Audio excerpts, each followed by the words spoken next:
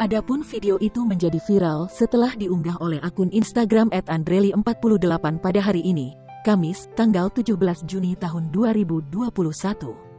Heboh beli motor dengan uang pecahan nominal 1.000, 2.000, 5.000 di salah satu dealer motor Trenggalek. Bapak ini berasal dari Kecamatan Pule, Kabupaten Trenggalek, Jawa Timur, tulis pemilik akun.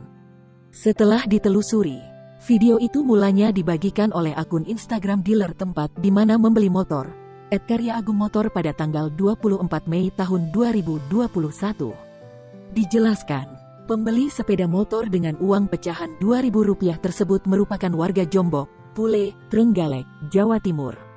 Uang itu merupakan hasil tabungan yang telah terkumpul sejak lama hingga kemudian digunakan untuk membeli sepeda motor baru. Setelah terkumpul akhirnya bisa membeli motor Honda baru.